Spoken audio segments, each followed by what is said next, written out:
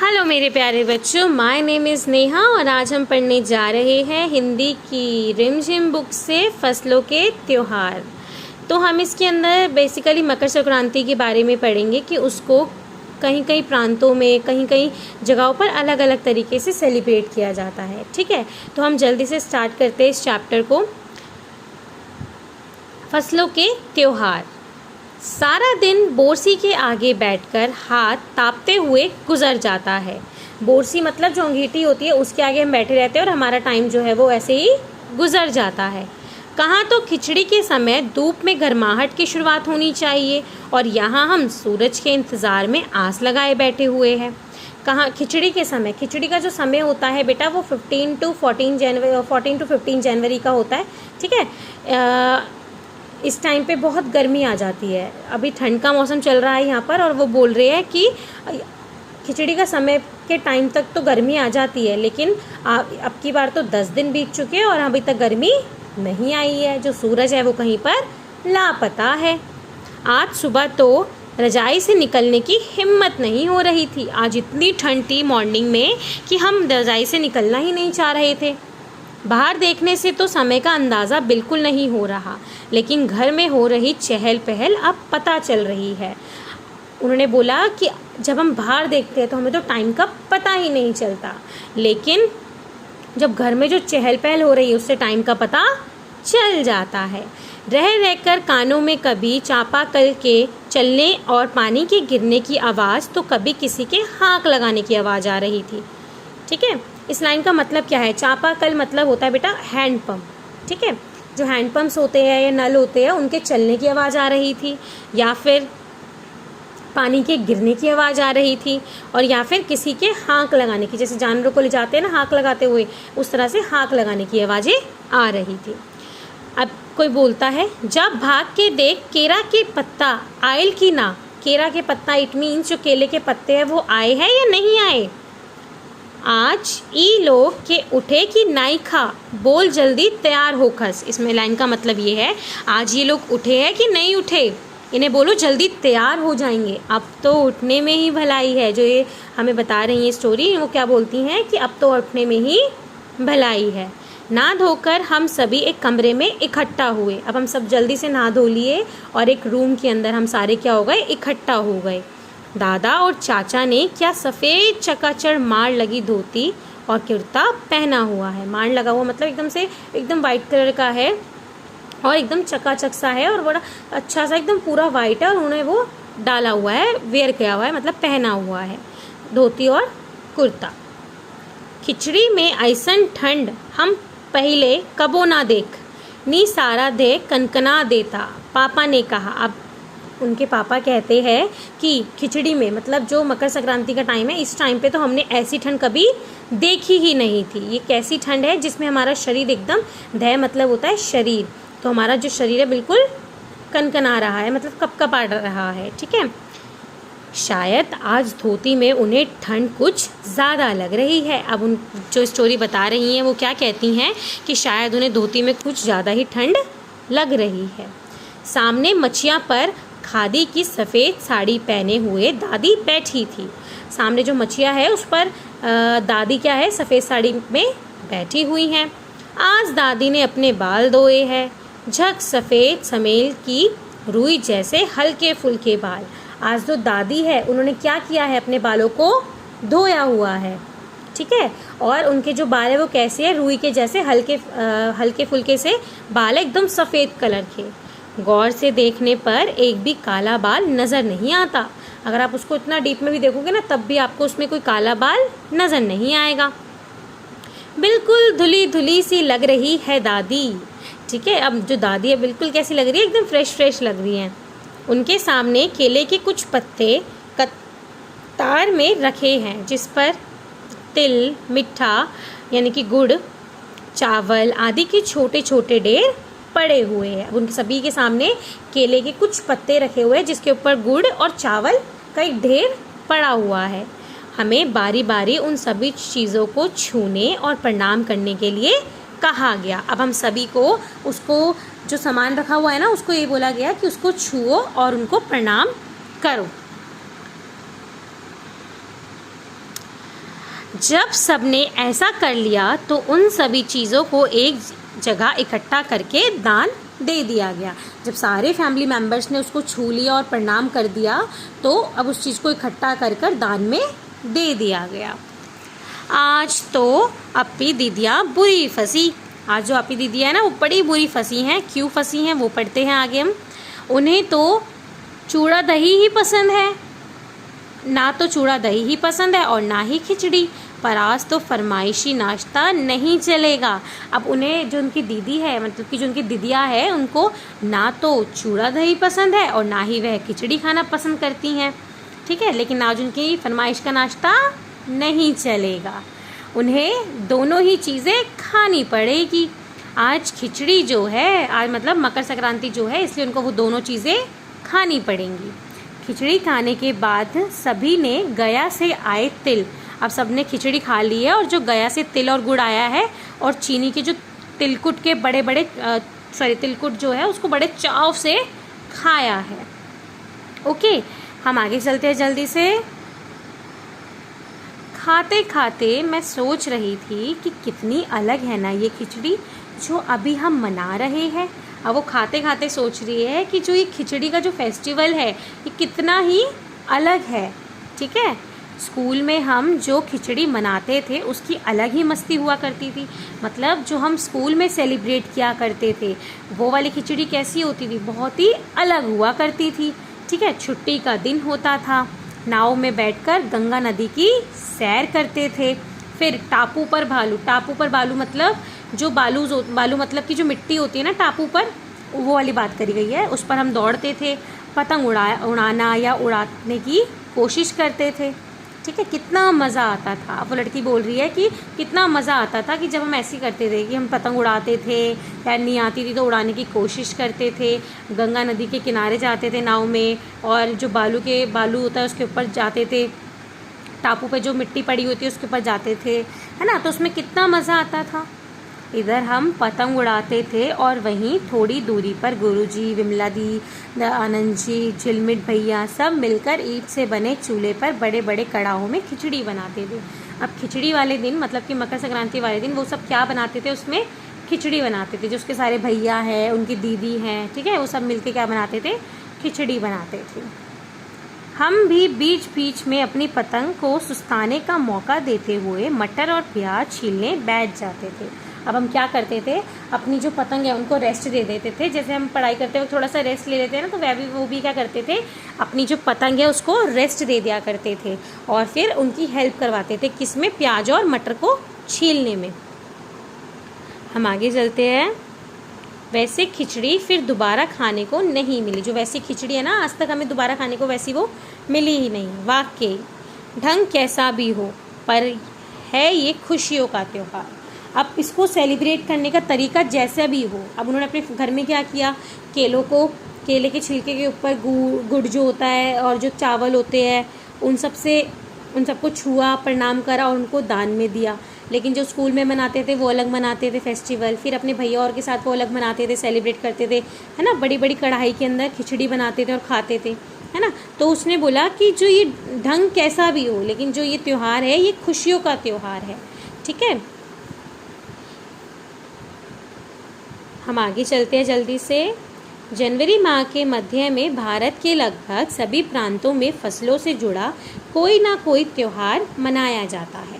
जो हमारा जनवरी का महीना होता है ना, उसमें हम लगभग सभी के जो हमारे प्रांत होते हैं, सभी स्टेट जो है हमारी, वहाँ पर फसलों से जुड़ा कोई ना कोई त्यौहार हम सेलिब्रेट करते ही करते हैं। कोई फसलों के तैयार हो जाने पर खुशी बांटता है तो कुछ लोग इस उम्मीद में खुश होते हैं कि अब पाला कम होगा, सूरज की गर्मी बढ़ने से खेतों में खड़ी फसल तेज़ी से बढ़ेगी। अब जो लोग हैं वो कोई तो इसलिए खुश होता है कि जो फसलें जो हैं वो तैयार हो गई, लेकिन कोई इसलिए खुश होता है कि चलो जो पाला मतलब ठंड है जो थोड़ी कम पड़ेगी और सूरज की गर्मी से हमारी जो फसलें हैं वो बहुत ज़्यादा अच्छी हो पाएंगी, अच्छे तरीके से बढ़ पाएंगी। सभी प्रांतों और इलाकों का अपना रंग और अपना ढंग नज़र आता है। जो सभी स्टेट्स हैं हमारी, राज्य है हमारे, प्रांत है जो हमारे, इन सब के अपने अपने ढंग है, अपने अपने रंग है, अपने अपने फेस्टिवल को सेलिब्रेट करने के। इस दिन सब लोग अच्छी पैदावार की उम्मीद और फसलों के घरों में आने की खुशी का इजहार करते हैं।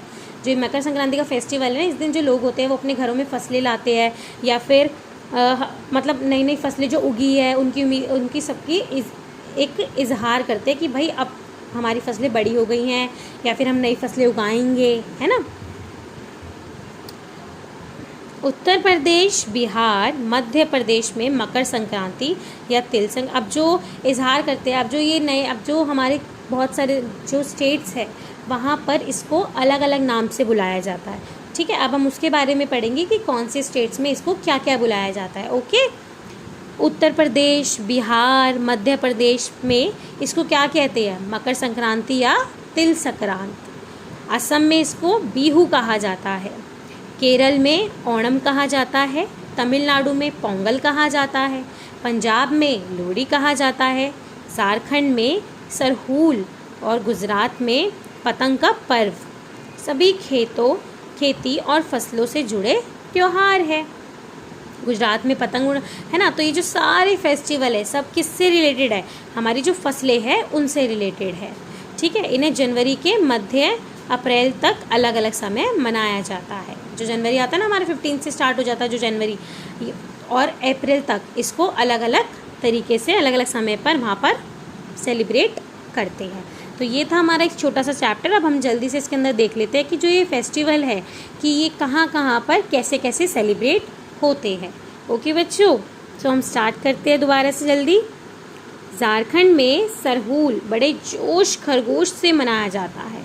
4 दिन तक इसका जश्न चलता रहता है। अब जो हमारा झारखंड है वहाँ पर इस फेस्टिवल को बड़े ही जोश से मनाते हैं। ठीक है, और वहाँ पर इसको क्या कहते हैं? सरहूल। क्या कहते हैं? सरहूल।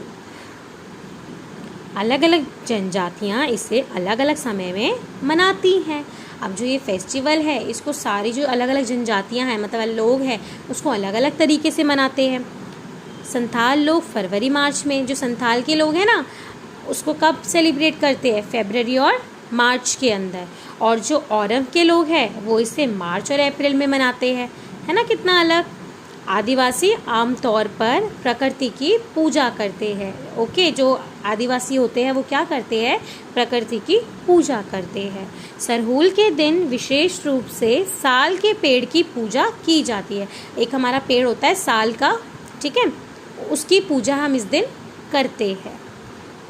यही समय है जब साल के पेड़ों में फूल आने लगते हैं। यही टाइम होता है जो हमारा साल का पेड़ है उसमें क्या लग जाते हैं? फूल आने लग जाते हैं, और मौसम बड़ा ही खुशनुमा हो जाता है। जो मौसम है वो बहुत अच्छा हो जाता है। स्त्री पुरुष दोनों ही ढोल मंजीरे लेकर रात भर नाचते गाते हैं। जो मेल फीमेल्स है, देखो जैसे इस फोटो में नाच रहे हैं ना, वो वैसे ही जो स्त्री पुरुष है अपने ढोल मंजीरे लेकर नाचते गाते हैं। चारों ओर फैली हुई छोटी छोटी घाटियाँ, लंबे लंबे साल के वृक्षों का जंगल, वहीं आसपास बसे छोटे छोटे गांव, लीपे पुते करीने से बुहारे और सजाए गए अपने घरों के सामने लोग एक पंक्ति में कमर में बाहें डालकर नृत्य करते हैं। अब यहाँ पे क्या है? चारों ओर फैली हुई छोटी छोटी जो घाटियाँ हैं, लंबे लंबे साल के वृक्ष है, ठीक है, या फिर छोटे छोटे जो गांव है, इन सबको बड़े अच्छे से डेकोरेट किया जाता है। और लोग कैसे नृत्य करते हैं? एक दूसरे के कमर पे हाथ डालकर वो नृत्य करते हैं। ठीक है, अगले दिन वे नृत्य करते हुए घर घर जाते हैं। पहले दिन उन्होंने क्या किया? नृत्य किया। फिर अगले दिन क्या करेंगे? उस नृत्य को करते हुए लोगों के घरों तक जाएंगे। ठीक है, और फूलों के पौधे लगाते हैं। घरों तक जाते हैं और वहाँ पर क्या लगाते हैं? फूलों के पौधे लगाते हैं। घर घर से चंदा मांगने की भी प्रथा है, पर चंदे में मालूम है क्या मांगते हैं?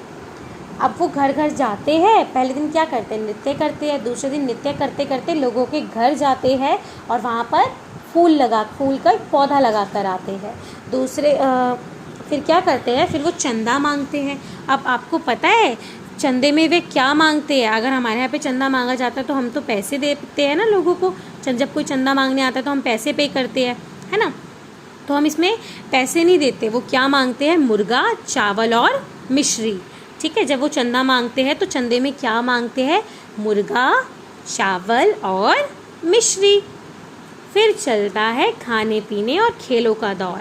अब जो इस झारखंड में फेस्टिवल मनाया जाता है, फिर इसका जब चंदा मांग लेते हैं उसके बाद चलता है खाने पीने का दौर। तीसरे दिन जाकर पूजा होती है।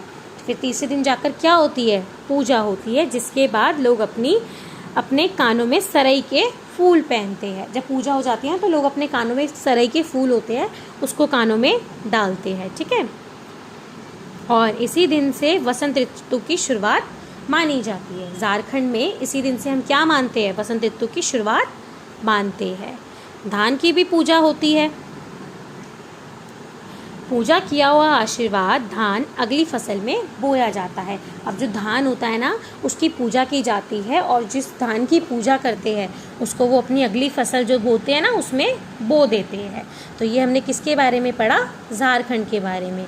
क्या नाम था यहाँ के फेस्टिवल का, सरहूल। ओके, सो अब हम आगे पढ़ते हैं। अब हम पढ़ेंगे एक न्यू स्टेट का जो तमिलनाडु है, वहाँ पर कैसे सेलिब्रेट होती है मकर संक्रांति। अब हम उसके बारे में पढ़ेंगे। तमिलनाडु में मकर संक्रांति या फसलों से जुड़े त्यौहार पोंगल के रूप में मनाया जाता है। जो तमिलनाडु है वहाँ पर मकर संक्रांति या फिर कोई भी फेस्टिवल जो फसलों से रिलेटेड है उसको पोंगल के रूप में मनाया जाता है। ओके, इस दिन खरीफ की फसलें चावल, अरहर आदि काटकर घरों में पहुँचती है। जिस दिन क्या होता है, जो खरीफ की फसलें होती है ना, खरीफ क्रॉप हमने पढ़ा भी है इसके बारे में, उसकी जो फसलें होती हैं उसमें चावल, अरहर की जो दाल होती है, अरहर होती है, इनको काट कर घर घर में पहुंचाया जाता है। लोग नए धान कूट कर चावल निकालते हैं। अब लोग क्या करते हैं, नए जो धान होता है उसको कूट कर चावल निकालते हैं। हर घर में मिट्टी का नया मटका लाया जाता है। अब जो हर घर है, मतलब हर एक जो घर है हमारा, वहाँ पर मिट्टी का नया मटका लाते हैं जिसके अंदर चावल, दूध और गुड़ को डालकर पकने के लिए धूप में रख दिया जाता है। क्या करते हैं लोग, मिट्टी का नया घड़ा लाते हैं, उसमें चावल, दूध और गुड़ को डाल देते हैं और पकने के लिए धूप में रख देते हैं। और हल्दी इनके लिए शुभ मानी जाती है, तो वो क्या करते हैं, साबुत जो हल्दियाँ होती हैं, साबुत वाली हल्दियाँ, उसको मटके के मुंह के चारों ओर बांध देते हैं। यह मटका दिन में 10:30-12 बजे तक धूप में रखा जाता है। अब इस फेस्टिवल वाले दिन क्या करते हैं, वो जो मटका उन्होंने फिल किया है दूध से, चावल से और गुड़ से, उस मटके को वो क्या करते हैं, धूप में रख देते हैं। 10:30 से 12 तक रखा रहता है, 12 बजे तक वो मटका धूप में। और जैसे ही मटके में यानी कि दूध में उफान आता है, दूध चावल मटके से बाहर गिरने लगता है, तो वह सब कैसे चिल्लाते हैं, पोंगल पोंगल, पोंगला पोंगला, पोंगला पोंगला। ठीक है, खिचड़ी में उफान आ गया है, स्वर सुनाई देते हैं। इसमें क्या है, जैसे वो दूध उबल जाता है, बॉईल हो जाता है धूप में रखा रखा, जब मतलब कितनी गर्मी पड़ती है उस टाइम पे, तो जो वो दूध है वो बाहर आने लग जाता है। तो ये सब लोग कैसे चिल्लाते हैं, पोंगला पोंगला, पोंगला पोंगला। ठीक है, तो ये था हमारा तमिलनाडु का फेस्टिवल जिसको क्या बोलते हैं, मकर संक्रांति को पोंगल। ठीक है, अब हम स्टार्ट कर रहे हैं हमारा दूसरा जो गुजरात के बारे में है। दूसरी ओर गुजरात में पतंगों के बिना तो मकर संक्रांति का जश्न अधूरा ही माना गया है। अब लोग गुजरात के लोग क्या करते हैं, मकर संक्रांति वाले दिन पतंग उड़ाते हैं। ठीक है, और जब तक ये नहीं उड़ाते तो ये जो हमारा जश्न है वो कैसा माना जाता है, इनकम्प्लीट माना जाता है। इस दिन आसमान की ओर यदि नज़रें उठाए तो शायद हर आकार, रंग रूप की पतंगे आकाश में लहराती हुई मिले। अगर आप इस दिन नज़रें उठाओगे तो आपको जितने भी मतलब हर तरीके की पतंग आपको अपने जो आसमान है उसमें देखने को मिलेगी। प्रत्येक गुजराती चाहे वह किसी भी धर्म, जाति या आयु का हो, पतंग उड़ाता है। अब कोई भी हो, चाहे कि मतलब उसकी आयु कितनी भी हो, या किसी भी लिंग का हो, किसी भी जाति का, धर्म का, किसी चीज़ का भी हो, वो हमेशा वो पतंग उड़ाता हुआ ही मिलेगा उस दिन, क्योंकि गुजरात में इस दिन पतंग उड़ाई जाती ही जाती है। हज़ारों लाखों पतंगों में सूर्य भी ढक सा जाता है। अब इतनी पतंगें उड़ रही होती हैं कि जो हमारा सूरज होता है ना वो भी ढक जाता है। तो अभी हमने 3 स्टेट्स पढ़ी। पहली हमने पढ़ी झारखंड, जहाँ पे सरहूल नाम से बोलते हैं। फिर हमने पढ़ी तमिलनाडु जहाँ पे हम इसको पोंगल बोलते हैं, और जो हमारा गुजरात है वहाँ पर इसको कैसे सेलिब्रेट करते हैं, पतंग उड़ाकर सेलिब्रेट करते हैं। अब हम पढ़ेंगे 4th, जिसके अंदर है हमारा कुमाऊँ। वहाँ पर मकर संक्रांति को क्या कहते हैं और वहाँ पर कैसे सेलिब्रेट करते हैं। कुमाऊँ में मकर संक्रांति को घुघतिया भी कहते हैं। मकर संक्रांति को हम क्या कहते हैं, वहाँ पर घुघतिया कहते हैं। इस दिन आटे और गुड़ को गूंदकर पकवान बनाए जाते हैं। अब इस दिन क्या करते हैं, आटा जो होता है और जो गुड़ होता है, जैगरी जो होती है, उन सबको मिलाकर एक आटा गूंद दिया जाता है, ठीक है। और तरह तरह के आकार दिए जाते हैं। जैसे इनको क्या क्या आकार देते हैं, जो पकवान बनाते हैं ना, ये इसको कैसे कैसे शेप्स देते हैं, डमरू जैसी, तलवार जैसी, या फिर दाड़िम का जो फूल होता है, जो फ्लावर्स होते हैं ना, उनके जैसी, ठीक है। उसके बाद इस पकवान को तलने के बाद एक माला में पिरोया जाता है, ठीक है। जब ये पकवान मतलब जो ये डिश बन जाती है आटे और गुड़ की, तो इसको शेप दे देते हैं। शेप के बाद इसको एक माला में पिरोते हैं, और जो माला होती है उसके बीच में संतरा या फिर जो गन्ने होते हैं, इनकी गंडोरी पिरोई जाती है। जो संतरा और गन्ने की जो गंडोरीज होती है ना, वो उसके अंदर पिरोई जाती हैं। यह काम बच्चे बहुत रुचि और उत्साह से करते हैं। सुबह बच्चों को माला दी जाती है। बहुत ठंड के कारण पक्षी पहाड़ों से चले जाते हैं। उन्हें भुलाने के लिए बच्चे इस माला से पकवान तोड़कर पक्षियों को खिलाते हैं। अब जो ये काम है, ये सबसे ज़्यादा कौन सबसे ज़्यादा इंटरेस्ट के साथ करता है, जो हमारे बच्चे होते हैं वो सबसे ज़्यादा इंटरेस्ट के साथ करते हैं काम, है ना। तो वो ये काम जो होता है ना, वो सारे बच्चों को दे देते हैं, और बच्चे क्या करते हैं, जो पक्षी पहाड़ों से जा चुके हैं उनको बुलाते हैं, और उनको ये जो माला बनी है, इसके जो पकवान हैं, वो उन पक्षियों को खिलाया जाता है, और एक गीत गाया जाता है। चलो वो गीत देख लेते हैं हम क्या है।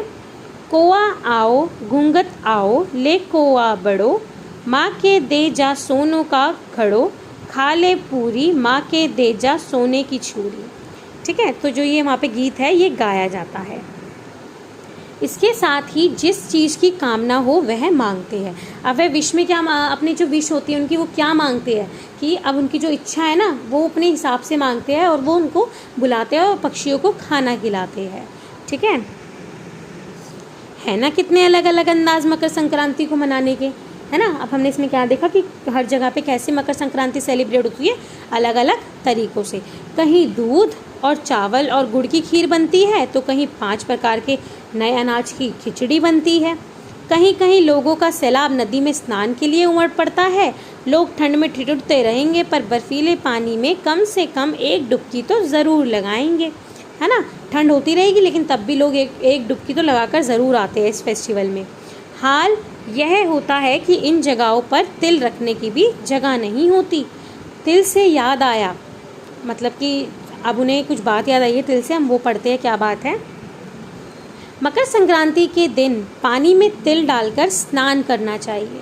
जिस दिन हमारी मकर संक्रांति होती है, उस दिन आपको पानी के अंदर तिल डाल के वो स्नान करना चाहिए, मतलब बाथ लेना चाहिए या नहाना चाहिए। तिल दान करना, आपको इस दिन जो तिल होते हैं उनको भी दान करना चाहिए। आग में तिल डालना, आग जो होती है ना उसके अंदर भी तिल डालनी चाहिए। तिल के पकवान बनाना विशेष महत्व रखता है, और तिल के जो पकवान होते हैं उसको बनाना तो बहुत ज़्यादा इम्पॉर्टेंट है। तुम्हारे घर या इलाके में इस त्यौहार को कैसे मनाया जाता है? इसे खिचड़ी, पोंगल, मकर संक्रांति या कुछ और कहा जाता है? अब आपको क्या करना है बच्चों, आपको देखना है कि आपके इलाके में इसको कैसे सेलिब्रेट करते हैं। और जैसे यहाँ पर खिचड़ी, पोंगल, मकर संक्रांति बोलते हैं, तो आपके इलाके में इसको क्या बोला जाता है? ओके, या तुम फसलों से जुड़े कोई और त्यौहार मनाती हो? अब वो आपसे पूछ रहे हैं कि आप फसलों से जुड़े कोई और फेस्टिवल मनाते हो? यदि तुम आपस में बात करो तो तुम्हें यह जानकर हैरानी होगी कि कई बार एक ही इलाके में रहने वाले लोग भी इस त्यौहार को अलग अलग ढंग से मनाते हैं। अगर आप सारे बच्चे आपस में बात करेंगे कि आपके यहाँ पे कौन सा फेस्टिवल मनाया जाता है, कौन सा फेस्टिवल नहीं मनाया जाता, या फिर आप दोनों एक ही जगह पर रहते हो, ठीक है, लेकिन उस फेस्टिवल को आप दोनों अलग अलग तरीके से सेलिब्रेट करते हो। ओके, तो बच्चों ये था हमारा चैप्टर फसलों के त्यौहार। I hope you like it. Thanks for watching.